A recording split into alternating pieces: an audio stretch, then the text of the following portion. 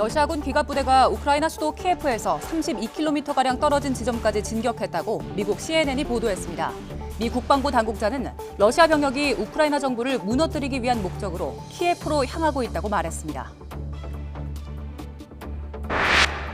젤렌스키 우크라이나 대통령은 침공 첫날 자국민 137명이 숨지고 300명 넘게 다쳤다고 밝혔습니다.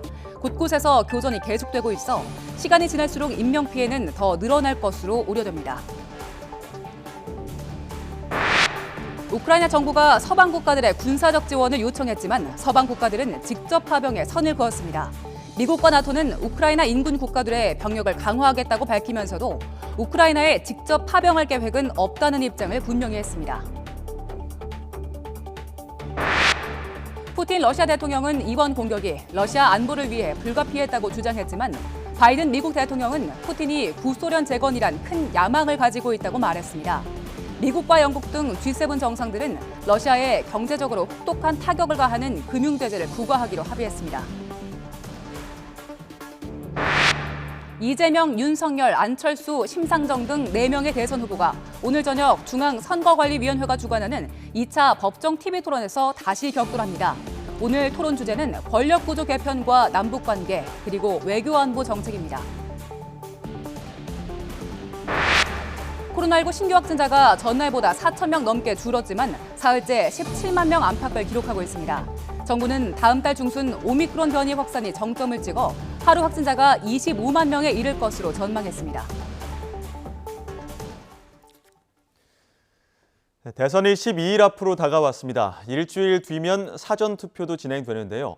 말 그대로 초읽기에 들어간 20대 대선. 하지만 대선 국면은 그 어느 때보다 혼전양상입니다. 여야 의원 2분과 주요 현안 짚어보겠습니다.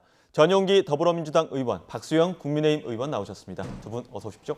안녕하십니까. 네, 먼저 우크라이나 사태로 대선 후보들의 안보 관련 발언도 관심을 모으고 있는데요. 이야기 듣고 다시 두 분 입장 들어보겠습니다. 우크라이나 걱정되시죠? 지구 반대편의 남의 나라 일이긴 한데 그런데 이게 러시아가 우크라이나를 침공하는 문제 때문에 우리나라 주식시장이 떨어지고 있습니다. 그렇죠? 소위 글로벌 공급망, 즉 국제 경제 질서가 훼손이 되고 있어요. 대한민국 경제 발전이 위험에 처하고 있습니다. 사드 배치, 선제 타격같이 안보를 정쟁화하는 이런 일들은 스스로 위기를 자초하는 일이기도 합니다. 다음 대통령은 이러한 위기를 돌파할 유능한 안보 대통령, 경제 대통령이 필요합니다. 글로벌 위기를 기회로 만드는 유능한 정부가 절실합니다. 전쟁이 멀리 있는 것이 아님을 다시 한번 느낍니다. 전쟁은 이기더라도 공멸입니다. 평화가 곧 경제이고 평화가 밥입니다. 국제 외교 안보의 현실은 냉혹합니다. 단지 지구 반대편 나라의 비극으로만 바라볼 것이 아니라 강대국에 둘러싸인 우리에게도 생생한 교훈이 되는 일임을 분명히 인지해야 합니다. 대한민국도 냉정한 선택을 해야 합니다. 말로만 외치는 종전선언과 평화협정이 결코 한반도의 평화를 보장해주지 않습니다. 힘이 뒷받침되지 않는 평화는 아무런 의미가 없습니다. 정부는 종전선언에 대한 집착을 내려놓고 한미 동맹과 국제사회와의 공고한 협력을 바탕으로 북의 도발을 막고 한반도를 안정화시킬 실질적인 외교 전략을 펼쳐야 할 것입니다. 네, 두 후보 우크라이나 사태에 대해서는 공통적으로 우려를 전하고 있는데 그에 비친 양 후보의 안보관을 좀 저격하는 모습을 보이고 있습니다. 이재명 후보는 윤 후보가 선제 타격론이나 사드 배치 이런 부분들이 분열을 조장하고 있다 이렇게 보시는 거죠. 그렇죠. 지금 결국에는 우크라이나 사태도 결국에는 평화가 전제되지 못했기 때문에 일어난 사건이지 않습니까? 그렇기 네. 때문에 그 선제 타격이라든지 사드 배치 운운했던 것이 안보 불안을 조장하고 이것을 정쟁화하는 일이기 때문에 사실 우리가 스스로 위험을 자초할 수도 있는 일이다 이렇게 말씀드리고 싶고요. 사실 그 외교 안보 사안을 정략화시켜서 이득을 보는 집단에게는 굉장히 나중에는 후환이 두려운 일이 생길 수밖에 없는 사안인데 이번에 그 우크라이나 사건을 보면서도 저는 그것을 동일하게 느꼈다라는 말씀을 또 드리고 사실 그 윤석열 후보께서는 또 그 우크라이나 사건을 얘기하면서 나토 가입 관련을 얘기했어요. 그러니까 나토에 가입을 했었으면 이런 일이 생기지 않았다라고 진단을 했는데 오히려 푸틴은 나토에 가입하려고 했던 것 때문에 지금 이렇게 침략을 했던 것이지 않습니까? 그러니까 이런 부분에 대해서 명확한 진단과 명확한 해법이 있어야 되는데 이 부분이 부족했고 안보 분야만큼은 정쟁으로 몰고 가지 말고 우리가 평화가 곧 밥줄이라는 그런 생각을 우리가 굳건히 해야 된다. 저는 이런 말씀 드리고 싶습니다. 예, 박수영 의원님 반론할 내용 있습니까? 이게 뭐 평화가 중요한 거야 어느 국민이 반대하겠습니까마는 이번에 우크라이나 사태에서 우리가 배워야 할 것은 평화를 말로만 평화를 강조해서는 이게 대책이 없다. 예. 지금 저 부다페스트 협정을 체결해 가지고 부다페스트에서 자기들이 우크라이나의 평화를 유지해 주겠다. 그래서 우크라이나가 핵도 포기하고 군비도 줄였거든요. 그런데 러시아가 쳐들어오니까 대책이 안 서는 거거든요.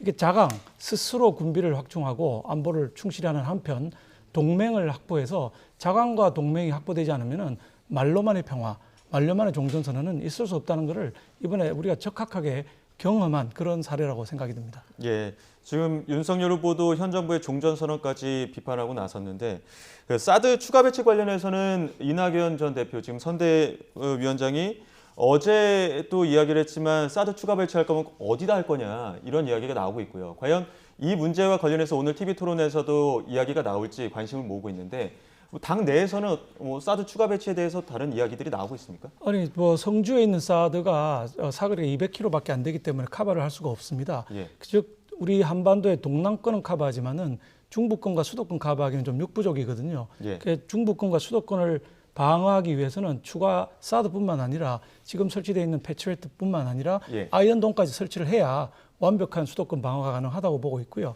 방금 질문하신 위치 관련해서는 이게 지금 어디를 하자 이렇게 얘기할 수는 없는 부분이 집권을 하고 나서 세계 각국의 전문가들 다 모으고 우리 전문가를 다 모아서 논의를 해서 전문가적인 판단이 돼야 되는 거지 정치권에서 어디 하겠다 이렇게 말할 수는 예. 곤란한 겁니다. 저희 얘기한 적도 없는데 어제 이재명 후보는 충주 유세에서 충주에 사드를 설치하기로 했다 이렇게 얘기를 했는데 그건 뭐 전혀 사실이 아닌 허위사실 유포에 가까운 상황입니다. 예, 기술적인 분석이 된 후에 어떤 장소를 배치하는 게 맞다 이렇게 보시는데 반론한 내용이 있습니까? 결국에는 정치적인 결단이 필요한 문제입니다. 그러니까 집권하고 나서 전문가들 의견을 들어서 만약에 서울에 해야 된다. 그럼 서울에 하시겠습니까? 그건 아니지 않습니까? 결국에는 수도권을 방어하기 위해서는 강원도라든지 충청도로 해야 되는데 전략적인 판단에 있어서는 전문가들의 의견 아무리 있다 하더라도 정치적인 결단이 필요한 문제인 거죠. 그러니까 저희 민주당 입장에서 볼 때는 사드 배치가 당장에는 필요한 내용들이 아니고 충분히 패트리어트나 우리가 국내에서 할 수 있는 내용들이 충분히 있음에도 불구하고 꼭 미국 거에서 사와서 그리고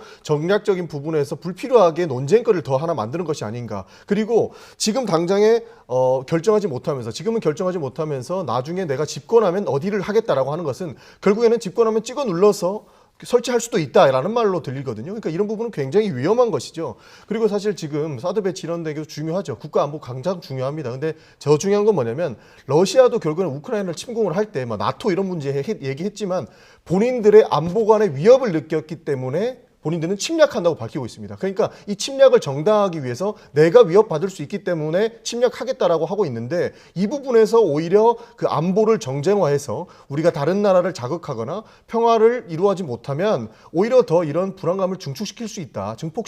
저는 이런 말씀 드리고 싶습니다. 근데 패트리어트나 아이언돔이나 그다음에 사드 같은 것도 전부 방어 무기거든요. 우리 방어 무기로 다른 나라를 안보를 자극한다. 이건 좀 말이 안 되는 거죠. 우리는 지켜야 돼. 우리나라는 우리가 지켜야지 누가 지켜주겠습니까? 예, 그런 무기 체계 같은 것들도 지금 국민의힘에서는 기술적인 분석 후에 결정이 이루어져야 될 것이다 이런 입장이시고 민주당은 정치적 결단도 중요하다는 입장이신데 그 부분도 오늘 토론을 통해서 한번 관전 포인트로 짚어보면 좋을 것 같습니다. 말씀드린 것처럼 오늘 정치, 외교, 안보 분야 토론이 이어질 텐데요. 어제 송영길 대표가 전격 제안한 정치 개혁에 대해서 후보들 입장도 어떻게 전해질지 이런 부분도 좀 관심을 모으고 있습니다. 먼저 이재명 후보도 어떤 통합에 대한 메시지를 또 내놓을 텐데 3지대 후보들이 호응을 할지 이 부분도 관심인데요.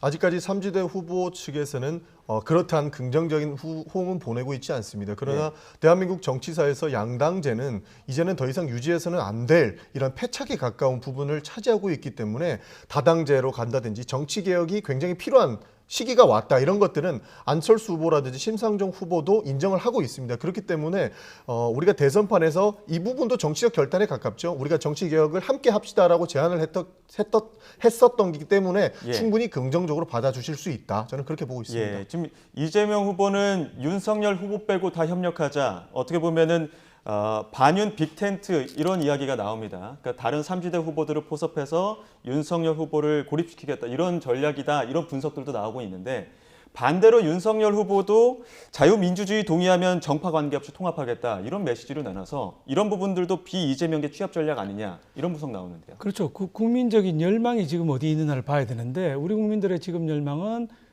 경제 폭망하고 부동산 급격히 올라가고 또 내로남불, 조국, 윤미향 뭐 이렇게 이어지는 내로남불 정권, 여기서 공정과 상식이 무너진 것에 대한 정권 교체 욕구가 60% 가까이 나오고 있는 상황이거든요. 그렇다면 정권 교체의 대상이 되는 사람들 제외하고 나머지 사람들 모여서 정권 교체라고 하는 국민적 열망을 충족시켜 주고자 하는 것이죠. 이게 우리 윤석열 후보께서 주장하시는 것이고, 그게 맞는 것이지, 윤석열 후보가 내로남불했습니까? 윤석열 후보가 경제 망쳤습니까? 반윤석열 연대라는 거는 지금 뭐 국민적 열망에도 맞지 않거니와 이루어질 수 없을 것이라고 보고 있습니다. 특히 정치개혁 과제를 여러 가지 내놓으셨는데, 정치개혁 뭐 반대하는 사람은 아무도 없을 것입니다. 그러나 진정성이 있어야죠. 우선 정의당 입장에서는 지난번에 뭐 연동형 비례대표제 한다고 그래놨다가 이거 위성정당 만드는 바람에 오히려 당세가 위축됐지 않습니까? 그래서 도저히 믿지를 못하겠다, 이런 내용이 있는 것이고, 뭐 다른 분들도 마찬가지인 게 그 뭐 우리 다른 정당에서도 마찬가지로 이런 정치개혁이라는 거는 진작 했었어야지. 시간 다 지나가고 이제 선거 이제 2주도 안 남았는데 지금 제안한다는 것이 과연 진정성이 있느냐, 정치를 위한 원포인트 표를 얻기 위한 술책에 불과하지 않느냐, 이렇게 보시는 것 같습니다. 지금 심상정 후보도 그런 부분에 대해서는 지적을 하고 있어서 오늘 또 그 이야기가 나올지 주목해 봐야 될 것 같고요. 통합 관련해서는 이재명 후보, 지금 우리공화당 조원진 후보에게도 정치개혁에 동참하라, 이런 연락을 했다, 이런 보도가 나오고 있습니다. 근데 정치적 결이 맞느냐, 이런 부분에서는 좀 고개를 갸웃하는 분들도 있는 것 같은데, 통합 가능성 어떻게 보십니까? 조원진 대표께서 어떻게 생각하시는지 잘 모르겠습니다만 저희는 정치개혁을 위해서 통합의 정치는 꼭 필요한 내용이라고 해서 연락을 했던 걸로 저는 그렇게 알고 있습니다. 사실상 그 이재명 후보는 지속적으로 얘기했지만 국민들에게 진짜 합리적으로 실용적으로 다가갈 수 있다면 박정희 전 대통령의 정책이라든지 김대중 전 대통령의 정책, 무엇이 문제가 있겠느냐, 우리는 다 받아들일 준비가 돼 있다. 실제로 국민들한테 필요한 정책을 만들기 위해서는 우리가 통합하고 함께 가자는 메시지를 지속적으로 내보냈고, 그에 이제 더불어서 조원진 대표에게도 손을 내민 거기 때문에 지금 저는 의미가 충분히 있을 수 있다, 이렇게 보고 있고요. 아까 전에 정치교체 말씀을 해주셨지만 결국에 정치교체가 지금껏 이루어지지 않았던 이유는 결국 밥그릇 싸움이기 때문입니다. 나중에 가서 결국에는 그 국회에서 법을 만들 때 본인들 밥그릇 뺏기기 싫어서 우리가 못했던 부분이 있으면 그런 것들을 반성하고 대통령과 국회가 함께 정치개혁을 약속하고 우리가 이뤄낼 수 있으려면 지금이라도 이야기를 해서 이것을 만들어내야 된다. 저는 그렇게 보고 있습니다. 박정희 전 대통령의 정책이든 다른 진영의 정책이든 무엇이 문제겠느냐, 이런 말씀해 주셨는데, 최근에 그 윤석열 후보도 뭐 김대중, DJ 정신 계승하겠다, 이런 얘기 나오니까 민주당에서 부적절하다, 이렇게 얘기를 했거든요. 그 부분 어떻게 평가하십니까? 우리 이재명 후보께서 박정희 대통령께 대해서 말씀하신 게 계속 달라져요. 오늘 한 말 다르고 내일 한 말 다르고, 광주 가서 한 말 다르고, 대구 가서 한 말 다르고, 그래서 어느 게 진짜 진정성 있는 말인지 많은 국민들의 의구심을 가지고 있는 것 같고요. 우리 윤석열 후보가 얘기하는 DJ 노선, 이런 것들도 정말 김대중 대통령께서 하시던 진보의 정책이라는 것이 옳은 점이 많고, 노무현 대통령 하신 것도 옳은 점이 많습니다. 근데 지금 이재명 후보가 과연 그 DJ와 노무현 대통령의 정책을 개성하고 있느냐? 저는 아니라고 보는 것이죠. 그 당의 성격이 완전히 지금 변하고 있고, 과거의 진짜 진보가 아니라 이제 종북 좌파의 정당으로 넘어가고 있는 듯한 느낌을 주고 있기 때문에, 그런 게 아니라 진정한 대한민국 공동체와 평등을 요구하는 진정한 과거 진보 세력들과는 얼마든지 연합할 수 있다, 이렇게 말씀하시고 계신 겁니다. 짧게 한 말씀을 예. 드리면 김대중 정신이라는 것이 윤석열 후보는 전혀 부합하지 않는다라는 입장을 가지고 있거든요. 그 이유가 뭐냐면 김대중 대통령께서 지금까지 보여줬던 모습은 통합과 평등입니다.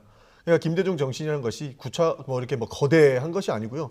통합과 평등인데 윤석열 후보가 지금 보여주고 있는 것을 보면 저희는 분열과 혐오로 표현하고 싶습니다. 왜냐하면 지금까지 보여줬던 정책이라든지 이런 메시지 내용들이 굉장히 혐오와 분열에 앞서 있는 것이 아닌가. 왜냐하면 일단 이재명을 배척하고 있고요. 그다음에 여가부 폐지 등을 주장하시면서 굉장히 이제 남녀 간의 문제도 혐오와 이제 갈등의 속으로 들어가고 있는 것이 아닌가. 저희는 그런 의심을 할 수밖에 없어서 저희는 그렇게 말씀드리고 싶습니다. 예, 지금 워낙 박빙 구도다 보니까 어떻게 보면 서로의 표심을 가져오기 위한 어떤 수싸움도 계속되고 있는 것 같은데요. 이 부분도 있습니다. 야권 단일화 무산을 놓고 이준석 대표와 국민의당 진실 공방 양상이 이어지고 있는데 어제 오늘 나온 이야기 듣고 두 분 이야기 나눠가도록 하겠습니다.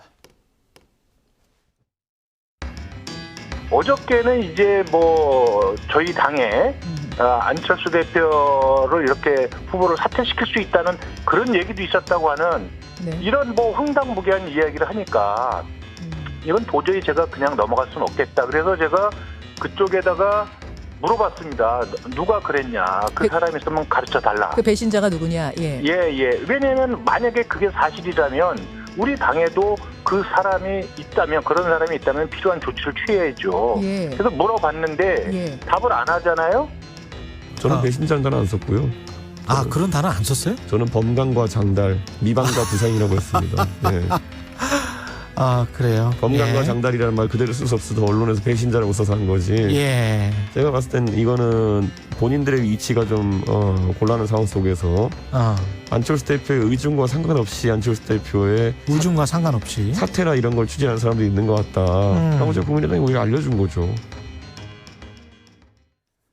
네, 국민의당과 이준석 대표의 갈등 양상. 이태규 본부장은 정치 품성이 나쁘다 이런 이야기까지 나오는 상황이다 보니까 지금 갈등 양상이 계속 치닫고 있는 것 같습니다. 민주당이 보시기에는 국민의당과 국민의힘 어떻게 보면 이준석 대표의 갈등 양상 어떻게 보고 계십니까?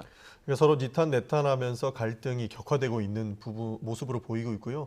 국민들은 여기에 대해서 굉장히 피로감을 느낄 수밖에 없는 상황이다.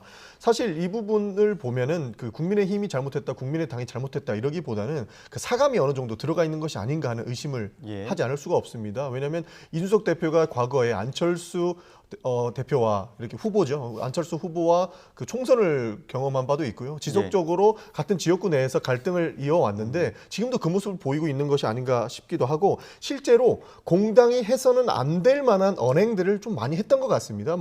일례로 들면 레알키키라고 하는 그런 단어도 지지자들한테 이야기를 했었고 손오공이 부처님 손바닥에 있는 사진을 올리기도 했었고 하는 등의 제가 공당 대표로서 부적절한 모습들을 좀 많이 보이고 있어서 좀 많이 국민의 당 입장에서는 굉장히 불편했던 것 같고 심지어는 안 후보 측에서는 이 대표의 조롱을 두고 이준석 대표가 배설로 쾌감을 느낀다라는 표현을까지 쓸 정도로 굉장히 이제 갈등이 격화되고 있는데 이런 부분들은 우리 국민들께는 굉장히 부적절하게 보이지 않을까 저는 그런 걱정을 하지 않을 수가 없다 이런 말씀 드리고 싶습니다. 어제 그 국민의힘 권영세 본부장도 사감은 뒤로 해야 한다 이렇게 하면서 어떻게 보면은 브레이크를 걸었습니다.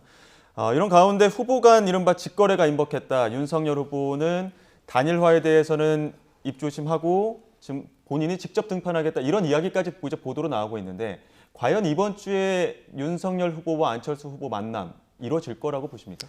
저는 예측하기 매우 어려운 거지만 우리가 예상은 못하지만 희망을 가져야 되는 부분이라고 생각을 합니다.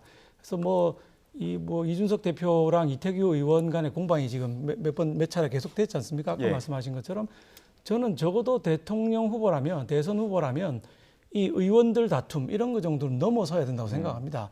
자잘하게 싸우든 말든 그런 걸 넘어서 정권 교체를 바라는 국민적인 열망 이게 어떻게 부응해서 대한민국을 어떻게 정상화시킬 것이냐 이 문제의 원론으로 돌아가게 되면 두 분께서 합의를 충분히 하실 수 있는 여지가 있고 시간이 지금 27일 이번 주 일요일까지거든요. 일요일까지 해야 투표 용지에 이제 안 들어가게 되는데 시간이 조금 남아 있기 때문에 저는 극적인 합의도 가능하지 않을까 하는 희망을 품고 있습니다. 그러니까 28일 날 선거용지에 인쇄가 되기 때문에 그 전에 27일 날까지는 어떤談判이 이루어질 것이다 이렇게 보고 계시는데 민주당이 보기에는 지금 계속 통합 메시지를 안철수 후보에게 보내고 있기 때문에 윤석열 후보와의 단일화가 가능할 거라고 보십니까? 민주당 이재명 후보와 연정이 가능할 것이라고 보십니까? 예단하기는 어려운 문제 같습니다. 예. 그러나 저희는 안철수 국민의당 후보 측에다가 계속적으로 로브콜을 보내는 것이요. 정책적인 연장선에서 보면 굉장히 비슷한 정책들이 많습니다. 뭐 안철수 후보와 이재명 후보가 이야기하는 과학기술 과 관련된 정책이라든지 그리고 정치 교체를 열망하는 것들이라든지 이런 것들이 굉장히 맥이 닿아 있기 때문에 저희가 지속적으로 러브콜을 보내고 있는 것이고요. 실제로 국민당 내에서도 많은 토론이 있는 것으로 저는 그렇게 알고 있습니다. 예. 사실 우리 박수영 의원님께서도 말씀을 주셨지만 정권 교체를 열망하시는 분들 물론 굉장히 많다고 생각을 합니다. 그러나 그 자리만 놓고 싸움하는 정권 교체는 이것은 비단 국민에게 굉장히 피로감을 줄 수 있는 것이고 이 책임은 오로지 국민들께 전가될 수 있는 것이기 때문에 실제로 철학과 사상이 바탕이 된 정치 교체를 이루어야만 우리 대한민국이 보다 발전된 그런 상태로 갈 수 있지 않을까 저는 그런 말씀에서 국민의당과 더불어민주당도 충분히 연대할 수 있고 통합의 정치를 할 수 있다 이런 말씀 드리고 싶습니다. 예. 앞서 잠시 이준석 대표 이야기 조금 더 해보도록 하겠습니다. 많은 분들이 궁금해하시는 것 같은데, 그러니까 어제 윤 후보 수원 유세에서 이준석 대표가 예고하고 안 왔거든요. 근데 당시 이제 오전에 평택에 있다가 수원 들렀다 갈 수 있는 부분인데 광주로 그냥 넘어갔기 때문에 그 부분이 당내에서 권영세 본부장이 어떤 사감은 뒤로 해라 이런 부분에 대해서 조금 감정이 남아있던 거 아니냐 이런 분석 나오는데 어떻게 보십니까? 분석은 뭐 그렇게 하시는데요. 우리 유세를 보면은 지금 얼마 남지 않은 시간 아닙니까? 얼마 남지 않았는데 이거를 당의 유력한 분들이 전부 한 곳에 모여서 유세한다는 것이 굉장히 비효율적입니다. 근데 그 상징성이 있기 때문에 유승민 전 의원이나 홍준표 의원도 합류할 거 아니냐 했는데 다 오지 않아서 이 부분이 좀 관심인 것 같아요. 홍준표 후보 같은 경우는 대구 유세에서 동참을 했고요. 유승민 후보는 종로 유세에 동참을 했었고 이준석 후보는 몇 군데 동참을 했었는데 지금 아무런 연고가 없는 곳이거든요. 수원이라는 곳이. 이분들 방금 말씀하신 이준석, 홍준표, 또 유승민 수원하고는 아무 연고도 없는 분들입니다. 그 시간에 다른 데 가서 뛰는 게 낫고 수원이 좀 그 경기도의 중부에 있다면은 남북권이 평택, 안성, 그다음에 광주 밑으로 내려가는 것들이 있기 때문에 이 지역을 이준석 대표가 이제 커버를 해준 것이 선거 전략상 보면 전혀 문제가 없는 거라고 보고 있습니다. 예, 어떻게 보면은 효율적인 전략적인 측면에서 각자의 어떤 유세 지역을 찾았다 이렇게 보시는 건데요. 지금 뚜렷한 선두주자가 없다 보니까 좀 혼전이 계속되고 있고 이런 상황에서 최근 여론조사 보면 이재명, 윤석열 두 후보가 초접전 양상입니다. 결국에는 이렇게 초접전 양상에서 어떤 분석들은 안철수 후보를 어느 쪽이 이 러브콜에 화답하게끔 만드느냐 이 부분이 가장 중요하다 이렇게 분석은 하시는데 두 분 예측은 어떻습니까? 먼저 전용기 의원님부터. 네, 이게 초접전의 양상을 보이고 있다 보니까 결국에는 안철수 후보 쪽에 시선이 쏠리는 것은 당연한 일일 수도 있다 이렇게 보고 있습니다. 그러나 단일화는 이미 결렬된 것으로 보이고 있고요. 사실상 그 대선 완주를 안철수 후보께서 약속을 해주셨습니다. 그렇기 때문에 다자구도로 가는 것이 맞다고 보고 있고 이제 남은 것은 우리 중도층이나 우리 국민들께 우리의 비전을 얼마나 더 잘 제시하는가, 우리 미래의 먹거리를 어떻게 잘 해결해 줄 것인가를 알려주는 것이 더 중요하지 않을까 저는 그렇게 보고 있습니다. 예, 민주당은 조심스럽지만은 계속 다자구도를 원하는 모습인 것 같은데 국민의힘 보시기에는 오늘 만약에 토론에서 윤석열 후보가 어떤 방향으로 조금 더 러브콜을 보내면 안철수 후보가 좀 화답할 거라고 보십니까? 안철수 후보한테 무슨 자리를 제시한다든지 뭐 지분을 준다든지 이런 방식은 저는 안철수 후보를 설득할 수 없을 거라고 보고 있습니다. 이분이 굉장히 원칙적인 분이기 때문에 국민들이 바라는 정권 교체 그걸 위해서 어떻게 하느냐 하는 부분하고 이분이 또 원하는 게 과학기술 강국이거든요. 소위 555 정책이라는 공약을 내놨지 않습니까? 이 공약은 우리 윤석열 후보가 받아도 아무 문제가 없는 저희 생각하고 거의 비슷하기 때문에 이걸 공약 1번으로 받아주겠다. 그리고 그걸 추진할 수 있는 권한 자체도 우리 후보가 가져가라, 안 후보가 가져가라 이렇게 얘기를 하면서 과학기술 강국이라는 공약으로 같은 공통점을 부모를 찾아가는 것이 답이 될 수 있을 거라고 생각하고요. 접전을 벌이고는 있습니다만 그동안에 접전으로 가면서 이 좌파들의 결집이 있었거든요. 그 때문에 많이 올라왔는데 우리 다시 이번에는 다시 우파들이 이제 다시 결집할 오히려 그런 계기를 만들어 줄 수 있다라고 생각을 합니다. 어떤 정책 비전에 대한 방향성을 같은 방향이란 어떤 그런 의미를 좀 전달이 된다면 안철수 후보도 충분히 화답을 할 것이다 이렇게 답변을 해주셨는데 앞서 말씀드린 것처럼 이 뚜렷한 선두주자가 없는 이제 혼전 속에서 이재명, 윤석열 두 후보를 향한 의혹 제기 공세 여전히 거센 상황입니다. 정치권 목소리 듣고 이어가겠습니다. 손해만 봤다더니 다시 이익을 봤다고 해명하고 거래가 없었다더니 또 거래가 있었다고 해명합니다. 주가 조작 범죄의 진상이 점점 드러나니 윤석열 후보의 말은 점점 뒤로 물러납니다. 결국은 검찰의 공소장조차 잘못되었다고 부정하면서 도망가려 하고 있습니다. 결국 검찰이 반격을 가했습니다. 이 정도면 부인할 수 없는 범죄 사실이 드러난 것입니다. 김건희 씨 주가 조작 범죄 이 실체에 대해서 바로 해명하시기 바랍니다. 계좌를 공개하고 국민의 판단을 구하시기 바랍니다. 정민용 성남도시개발공사 개발기획팀장의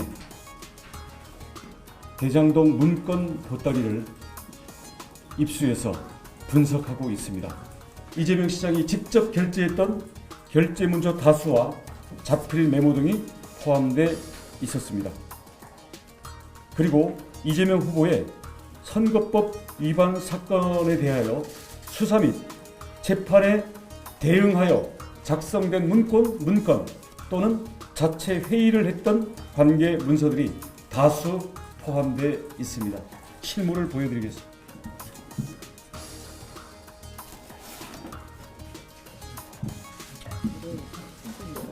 이 안에는 여러분 보시다시피 먼저 민주당이 제기한 의혹부터 짚어보겠습니다. 김건희 씨의 주가 조작 의혹에 대해서 국민의힘은 공소장에 어떤 내용들이 좀 오류가 있다 이렇게 얘기했는데 검찰이 오류는 없다 이렇게 밝힌 상황이에요. 이 부분에 대해서 부연 설명해 주시죠. 네, 그러니까 그 범죄 일람표와 관련돼서 국민의힘에서 이거 어떻게 잘못된 것이 아니냐, 뭐 이게 선거 개입하는 거 아니냐 검찰에 대해 이야기를 했는데요. 검찰에서 그 범죄 일람표 관련해서는 문제가 없다, 조작된 게 없다라고 밝힌 바 있는 것이죠. 사실 이 의혹과 관련해서는 김건희 씨가 모든 통장 내역을 밝히면 됩니다. 그러니까 윤석열 후보 측에서 이미 한 차례 밝혔던 뭐 2010년도부터 있었던 통장 내역이 있기는 한데요. 그 내용만 봐서는 이 주가 조작에 연루가 되었는지 그리고 어떻게 이 주가 조작이 이루어졌는지를 전혀 해명을 할 수가 없는 상황입니다. 그러니까 추가적으로 한 개의 통장 말고 두세 개의 통장이 더 나오고 있고 지속적으로 보도를 통해서 세네 개의 통장이 더 있다든지 다른 사람을 통해서 주가 조작에 연루가 됐다든지 계속적인 의혹이 나오고 있기 때문에 차라리 당당하다면 그 모든 통장들을 공개하는 것도 하나의 방법이다 이렇게 말씀드리고 싶고요.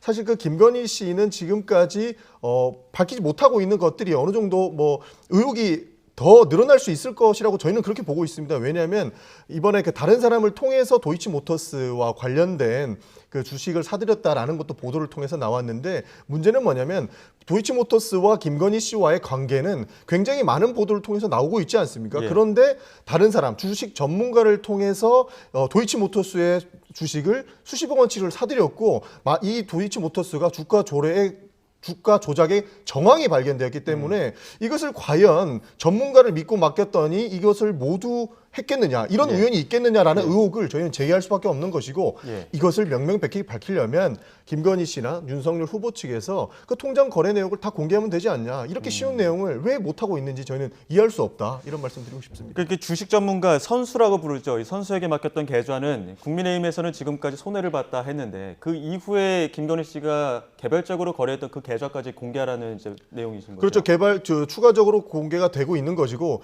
그 어느 보도를 보니까 9억 원을 몇 달 상간에 벌었다라는 내용이었거든요. 그러니까 윤석열 후보가 처음에는 손해만 봤다라고 주장을 했지만 이번에 경제 토론회에서는 손해도 봤고 이익도 봤다라고 이야기를 했는데 그 부분에 대해서 어떻게 벌었고 어떻게 손해를 봤고 이런 부분 대통령 후보가 그리고 영부인이 될 수 있는 분이면은 충분히 소명하고 가는 것이 저희는 바람직하지 않나 그렇게 보고 있습니다. 이 부분에 대해서 국민의힘은 오류가 있다고 했지만 검찰 반박이 나온 상황입니다. 네, 이거 도이치모터스 투자 관계는 사실 2010년에 4개월 동안 1인 매매를 했고요. 이 1인 매매 기간 중에 주가 조작을 하지 않았냐는 의심을 샀고 또 이 사건 전체, 즉 4개월을 이후에 다른 기간 전체를 놓고 검찰이 2년간 탈탈 털었거든요.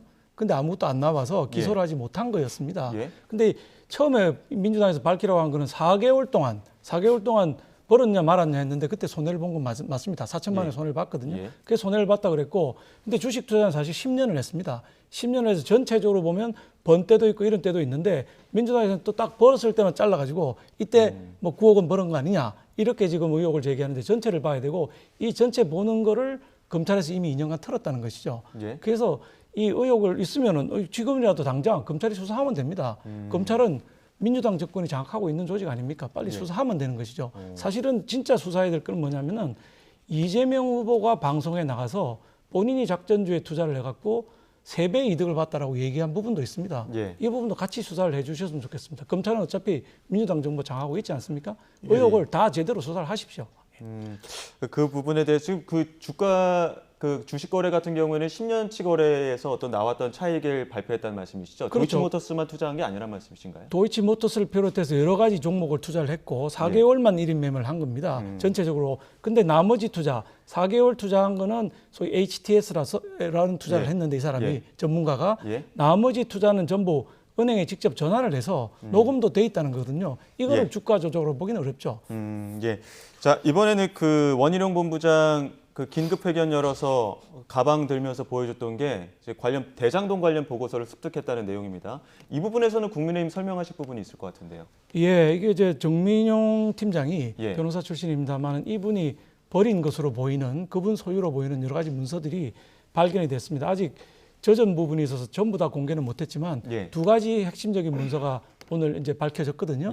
그 중에 첫 번째 문서는 제1공단 분리 문제입니다. 핵심적인 사항인데 제1공단 분리 문제를 이재명 후보는 그동안 잘 모른다. 뭐 이런 식으로 얘기를 했던 것이 정확하게 이재명 후보가 사인을 하고 다른 사람은 아무도 없습니다. 정민용 팀장이 혼자 보고하고 나왔거든요. 그럼 이 사건에 대해서 정민용 팀장과 이재명 그건 팀장입니다. 본부장이나 부장도 아니고 팀장에 불과한 정민용 팀장이 들어가서 이재명 후보의 당시 시장의 사인을 받아 나온 문서입니다. 그게 하나 발견이 됐고요. 두 번째는 이제 A10블록이라고 해서 임대주택을 짓도록 되어 있었습니다. 법상 임대주택은 25%를 짓게 되어 있는데 사실 좀 낮춰서 15%를 짓겠다고 공언을 했습니다만은 이 문서에서 A10블록을 팔아가지고 공공임대주택 비율이 다시 6.7%밖에 안 됩니다. 법상 25%여야 되는데 6.7%로 떨어뜨리는 A10블록 매매. 그래서 다시 이 세력들이 김만배를 비롯한 이 화천대유 세력들이 2,700세대를 더 짓도록 만들어줍니다. 수익이 더 올라가게 된 거죠. 이것도 정상적인 개통을 통해서 보고를 하지 않고 정민용 팀장이 직접 이재명 후보에 가서 보고하고 사인을 받아온 문서가 발견된 것이죠. 오늘 2가지 문서가. 추가로 저전 문서들도 말려서 더 나올 거라고 저 보고 있습니다. 이게 말씀하시죠. 마치 대단한 발견처럼 이제 원희룡 본부장께서 발표를 하셨는데 검찰이 이후에 해명을 또 했습니다. 검찰이 이 내용은 작년에 이미 증거로서 들어왔던 내용이다. 그래서 이를 밝힌 바 있습니다. 사실 이 대장동 문건을 보면 지속적으로 국민의힘에서는 이재명과 후보와의 굉장한 연결고리가 있다라고 이야기를 하고 있지만 국민들이 보았을 때는 50억 클럽이라든지 결국에 돈의 흐름은 결국에는 국민의힘으로 흘러가고 있고 심지어 그 원희룡 본부장이 이런 발표를 하고 나서 추가적으로 보도가 나온 거 지난번에 나왔던 보도가 추가적으로 이슈가 되고 있는데요. 그게 무엇이냐면 2009년도에 대장동 민간 개발 확정 직후에 사업자 수익 보장법이 발의가 됩니다. 그 법안에 원희룡 본부장과 권영세 본부장이 공동 발의를 했다는 것이죠. 그러니까 이것이 과연 대장동 개발 모든 것이 포커스가 맞춰져 있는 것은 당연히 아니겠지만 이런 법이 발의가 됐고 원희룡 본부장이 같이 공동 발의를 했었으면은 이거는 오히려 국민의힘에 대한 게이트가 아닐까 저희는 그런 의심을 지울 수가 없다 이런 말씀 드리고 싶습니다. 이 사건 보시면은 성남에서 일어난 사건이고요. 이재명 시장이 당시 시장입니다. 원희룡, 권영세, 그다음에 우리 윤석열 후보한테 대구 고검 검사였고요. 이 사람들이 어떻게 책임이 있습니까? 시장이 결제한 문서가 여러 건이 나와 있습니다. 시장이 보고받았고 결제했고 보고받고 결제한 문서 중에 검찰이 그 문제를 확보를 했으면 공개를 했어야 됩니다. 공개하지도 않은 문서예요. 이번에 나왔거든요. 그동안에 검찰이 확보한 문서는 성남시 내부에서 결제받은 문서였습니다. 제가 확보하기로는. 근데 오늘 나온 문서는 정민용 팀장이 그대로 도시개발공사 문서를 가지고 와서 중간 결제 단계가 아무도 없는 상태에서 이재명 시장의 결제를 받아 나온 문서. 이 문서는 처음 나왔습니다. 그러니까 검찰이 진작 밝혔어야 되는 거예요. 만약에 확보하고 있었다면 왜 안 밝히고 혼자만 꾹꾹 숨기고 있는 건가요? 수사 내용 중에 증거를 밝힌다는 것은 사실상 이제 존재할 수 없는 내용이죠. 그렇기 때문에 아마 못 밝힐 것 같고 이제 원희룡 본부장이 이번에 대대적으로 밝힌 것 같은데 이 법안이 문제가 됐던 것은 신영수 그 전 국민의힘 전신이죠. 한나라당 의원의 동생이 대장동 사건으로 구속이 됐었는데 그 형인 신영수 국회의원이 발의를 했고 거기 공동 발의에 원희룡 본부장과 그다음에 권영세 본부장이 들어가 있는 것이고 저희가 국민의힘 게이트와 윤석열 후보를 이야기하는 것은 대장동 게이트를 만들기 위해서 그러니까 김만배 씨가 대장동을 설계할 때 결국엔 돈이 있어야 됐는데 그 돈의 출처가 출처 중에 하나로 지목되는 것이 부산저축은행 부실수사 의혹이거든요. 그때 당시에 중수 이과장이 윤석열 후보였습니다. 그렇기 때문에 지금 갑자기 대장동이 뜬금없이 윤석열의 커피가 나오면서 이제 시선이 분산되는데요. 이런 부분은 확실히 밝혀져야 된다. 저희는 그럼 물론입니다. 그렇죠. 부산저축은행 의혹에 관해서는 쌍특검을 하자고 우리가 주장했지 않습니까? 윤석열 후보께서 대장동 수사도 하고 부산저축은행 수사도 하자, 특검을 2개 하자고 했는데 민주당이 안 받아들인 거 아닙니까? 법안 내셨습니까? 안 내셨잖아요. 특검법 우리는 냈는데 상정 안 하신 건 민주당 아닙니까? 민주당이 180석입니다. 법 얼마든지 만들 수 있는데 안 내셨잖아요. 저희는 그 국민의힘에서 부산저축은행은 빼놓고 이재명 특검을 하자고 해서 그 부분만 반대했던 거지. 그러니까 부산저축은행 특검법을 내시면 되죠. 왜 아직 안 내시고 말만 그렇게 하시는 겁니까? 저희는 충분히 받을 의사가 있다. 이런 말씀 드리고 싶습니다. 자, 여기까지 듣도록 하겠습니다. 오늘 또 뭐 토론이 예정되어 있으니까 두 분께서 말씀하신 내용들도 오늘 토론에서 당사자들 또 이재명, 윤석열 후보가 또 어떤 이야기를 내놓고 입장을 내놓을지 지켜보도록 하겠습니다. 지금까지 전용기 더불어민주당 의원, 박수영 국민의힘 의원과 이야기 나눴습니다. 오늘 말씀 고맙습니다. 네, 감사합니다. 감사합니다.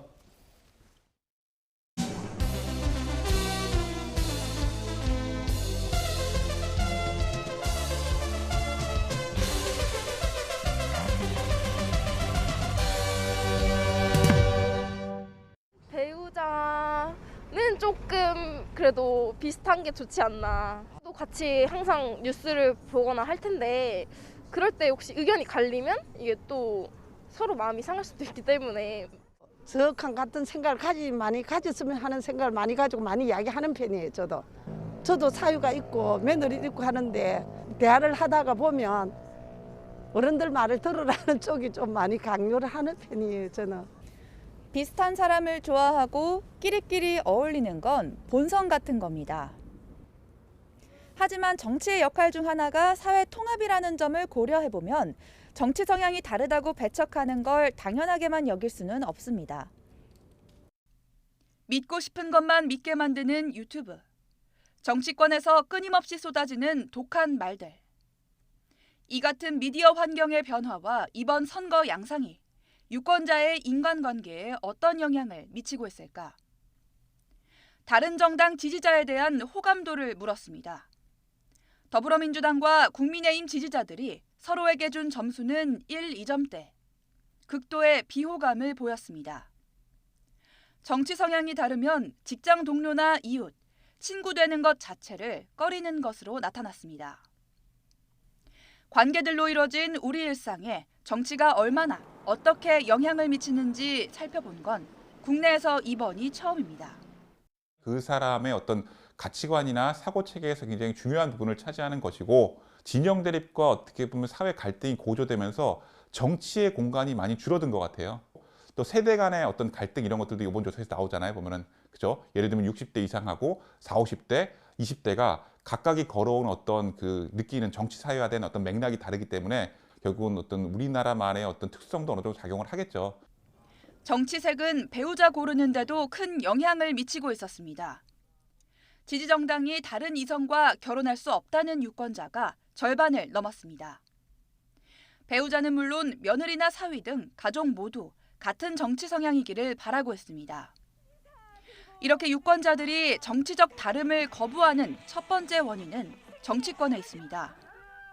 지역주의, 색깔론, 최근 들어 나타난 근거 없는 세대론까지 유권자를 갈라쳐 득표하려는 정치 공학이 민주주의를 병들게 하고 있습니다. 역대 다른 선거보다 진영 정치, 진영 대결이 비교할 수 없을 정도로 가파른 양상을 보이고 있습니다. 갈등을 중재 조정해야 할 정치권이 지지층만을 바라보는 편협한 정치, 동원 정치의 영향도 빼놓을 수 없을 겁니다. 유튜브와 SNS도 정치 양극화를 부추기는 측면이 큽니다. 극단적인 정치적 편향성은 단지 선거에만 국한되는 문제가 아니라 대인관계마저 망가뜨릴 수 있습니다. 기존 성향만 계속 강화가 되는, 그러면서 이제 정치적인 어떤 본인의 유권자 본인의 태도도 좀 더 극단적으로 변화해가는 뭐 이러한 요인이 될 수 있다는 점에서 부정적인 측면이 더 크다고 할 수 있죠. 상대가 틀린 게 아니라 나와 다르다고 인정하는 태도는 인간관계에서 반드시 필요한 덕목입니다. 선거 때도 마찬가지입니다. 그래야 합리적인 선택을 할 수 있기 때문입니다. YTN 신지원입니다.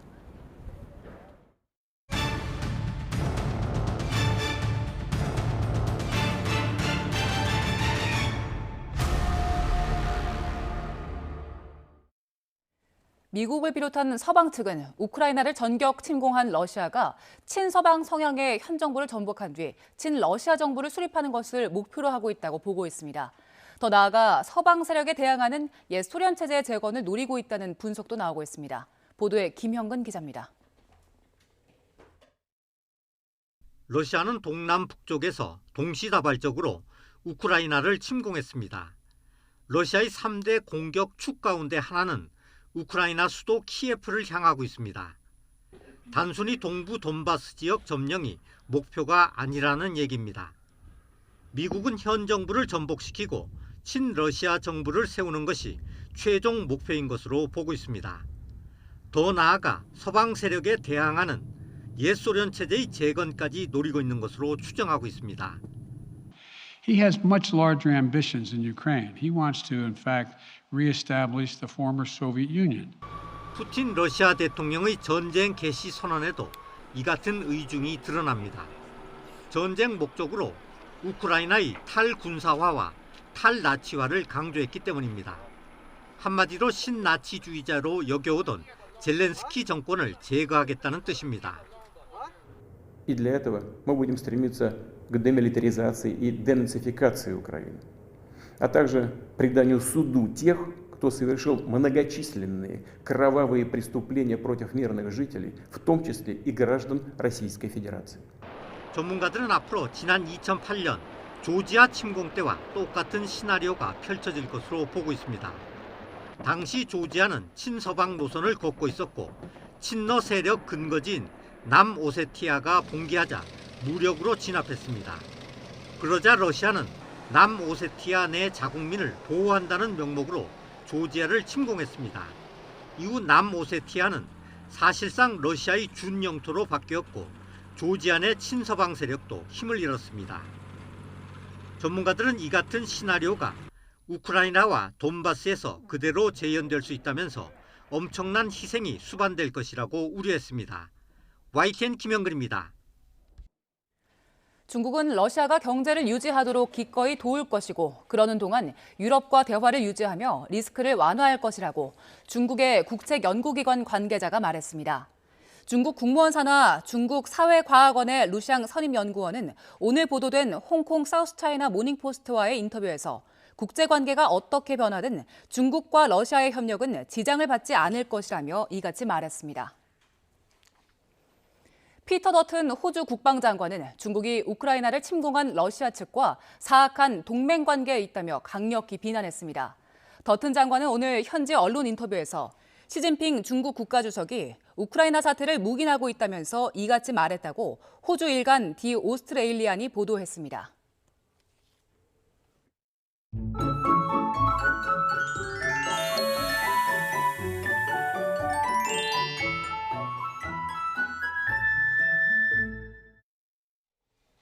계절이 제자리를 되찾으며 날은 포근해졌지만 어김없이 미세먼지가 말썽입니다.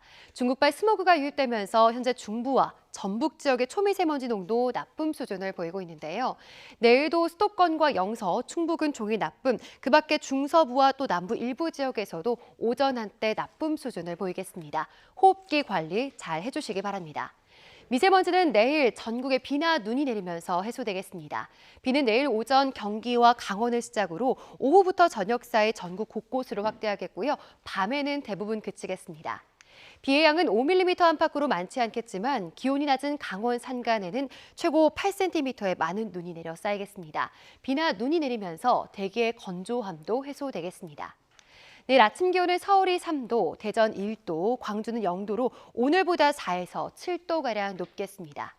낮 기온도 서울 10도, 광주 14도, 대구는 15도까지 올라서 오늘보다 1에서 2도가량 높겠습니다. 휴일과 다음 주에도 예년보다 포근하겠고요. 대체로 맑은 날씨를 보이겠습니다. 날씨였습니다. 금요일 더 뉴스 마치겠습니다. 시청해주신 여러분 고맙습니다.